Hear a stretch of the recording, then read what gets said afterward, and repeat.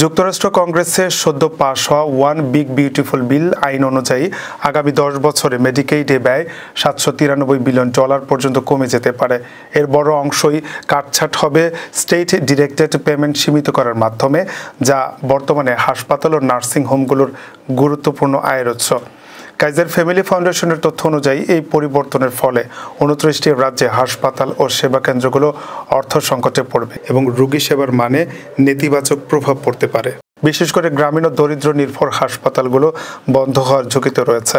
নতুন বিল অনুযায়ী এসডিপি সর্বোচ্চ 100 থেকে 110% মেডিকেয়ার রেটের মধ্যে সীমাবদ্ধ থাকবে, যেখানে অনেক রাজ্য বর্তমানে অনেক বেশি হারে অর্থ প্রদান করছে।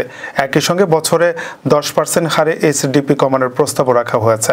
এছাড়া প্রোভাইডার ট্যাক্স সীমাবদ্ধ করার প্রস্তাবও এসডিপির অর্থায়নে বাধা সৃষ্টি করবে, যা রাজ্যগুলোর জন্য আর্থিক চাপ বাড়াবে। নিউ ইয়র্কের রাজ্য একাই প্রায় $70 বিলিয়ন ক্ষতির মুখে পড়বে বলে আশঙ্কা করা হচ্ছে।